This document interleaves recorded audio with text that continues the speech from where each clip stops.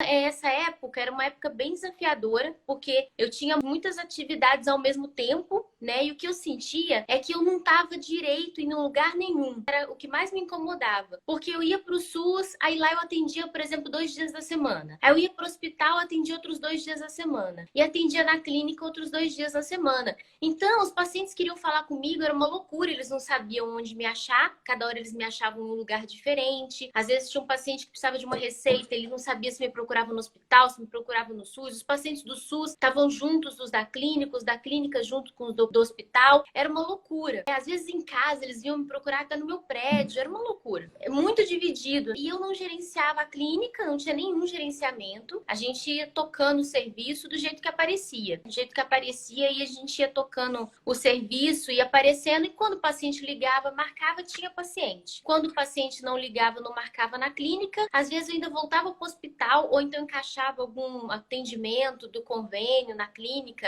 Era bem corrido. E aí depois eu vi que não estava dando mais para me levar daquele jeito. E foi muito complicado, porque eu não acreditava que seria possível eu largar vamos dizer, a saúde pública, que ainda é uma coisa que eu, assim, vamos dizer que eu ressignifiquei. Hoje eu atendo na saúde pública também, mas de uma forma diferente, vamos dizer assim, fazendo campanhas, eu até presto um serviço solidário, mas eu não atendo mais no serviço público, não faço mais esse atendimento. O Você hospital, atende porque você quer, não porque você precisa. exatamente, porque eu não conseguia me Isso ver. Eu não conseguia me ver sem aquele ser. Para mim era o serviço mais importante porque me dava um salário fixo. Então eu falava assim: não posso largar, pelo amor de Deus, é a única fonte de renda fixa que eu tenho e que não importa o que aconteça, eu vou estar recebendo. Era para mim o mais importante. Aí o que aconteceu? Na verdade, eu nem saí porque eu quis. Na verdade, houve uma mudança no cenário político da minha cidade e como eu era contratada e não concursada, eu fui mandada embora. E eu fiquei desesperada. Eu falei assim, meu Deus, e agora?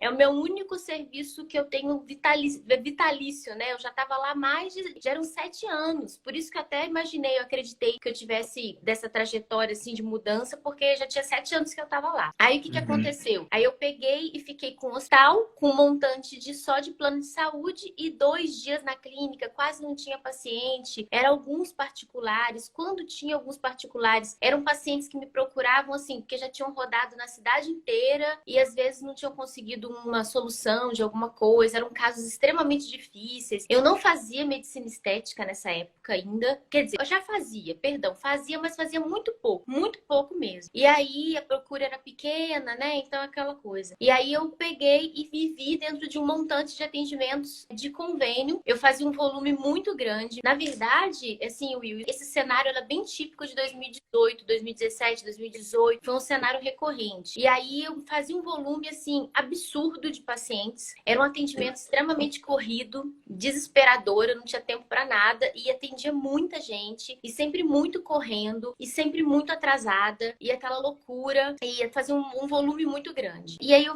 falei assim, não é possível, tenho que tentar mudar essa situação. Foi quando eu conheci o seu projeto, eu logo de cara aquilo já me chamou atenção. Sabe aquela coisa que você tá olhando no Instagram e de repente você fala assim, ei, você que está atendendo desesperadamente, tá exausto, não aguenta mais. Aí eu falei assim, gente, tá falando comigo, não é é possível. para mim. Aí eu peguei, chamou muito a minha atenção isso. E aí eu peguei, comecei a ver que o meu atendimento, ele tava ineficaz. Era um atendimento, assim, sem nenhum pingo de humanidade, sabe? Eu acho que tava faltando muita coisa, muita melhora. Eu escutava pouco. Era aquela coisa assim, o paciente chegava, eu batia o olho nele e falava assim. Ele entrava pelo consultório, pela porta, eu já sabia o diagnóstico. Nós todos sabemos, né? Na maior parte das vezes. Eu bati o olho nele, eu já sabia o diagnóstico. Quando ele sentava na cadeira, ele falava assim, doutor, ele falava assim, 3 frases. Eu já falava, o seu problema é... Começava uma dissertação sobre o melasma. Era praticamente uma apresentação científica, assim, né? E aí já socava uma receita nele, entendeu? Já falava, olha, você vai fazer isso, explicava tudo. Ok. E logo ali eu já estava ansiosa, já olhando o próximo atendimento. e já tentando fazer com que ele entendesse aquilo ali, assimilasse aquilo para eu chamar o próximo. Esse era, vamos dizer, o foco do meu atendimento. E aí eu comecei a ver as minhas deficiências, vi que essas deficiências elas eram muito mais antigas do que eu imaginava. Elas estavam na semiologia, na coleta de uma anamnese decente, né, vamos dizer assim. Eu vi que isso era um problema até de formação, meu. Não era um problema, vamos dizer assim, um problema recente, um problema lida daquele momento de vida. Era um problema até de formação mesmo. E um treinamento, assim, uma técnica repetitiva que foi me distanciando realmente da capacidade de ouvir, de interagir, de entender o paciente. E aí comecei com pequenas mudanças, e isso foi aumentando. Aí eu comecei a ver um monte de deficiências, de atendimento, do meu atendimento, começando em mim, né? E depois eu fui vendo que eu poderia, tudo que eu poderia mudar, viu tanto que às vezes eu não tinha nenhum feedback se esses pacientes estavam melhorando ou não. Eu não sabia se eles estavam melhorando ou não, se aquilo que eu estava passando estava realmente dando certo ou não. E aí eu comecei um projeto, assim, comecei a resgatar isso e tentar, assim,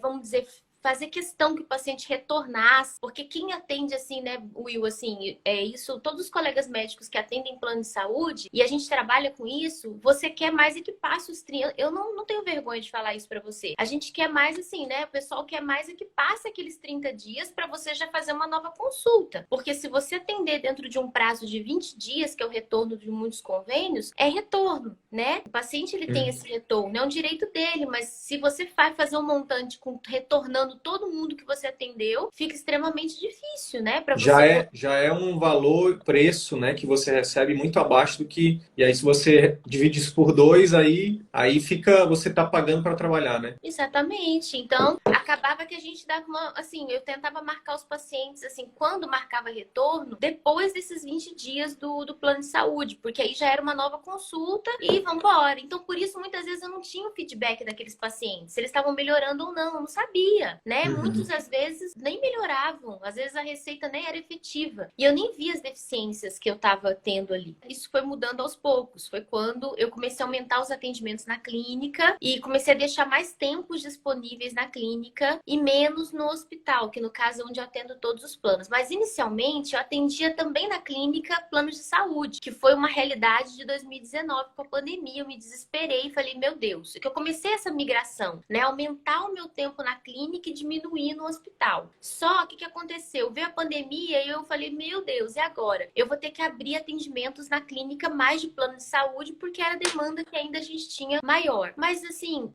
isso foi por pouco tempo, porque logo em seguida eu já via necessidade, eu fazendo mudando algumas coisas, né, vamos dizer assim, eu já vi que estava tendo, a procura não tinha caído, eu estava tendo uma procura aumentada na clínica, mesmo prestando atendimento particular, e mesmo dos pacientes de convênio. Então os pacientes de convênio, eles falavam assim, não tem problema, doutora, eu vou lá, né, que a gente falava, olha, a gente está atendendo particular na clínica e tal, e aí eu fui migrando, e essa migração aconteceu em 2019, 2020 eu já comecei atendendo somente particular na clínica, e hoje, graças a Deus, a minha realidade é atender todos os dias particular,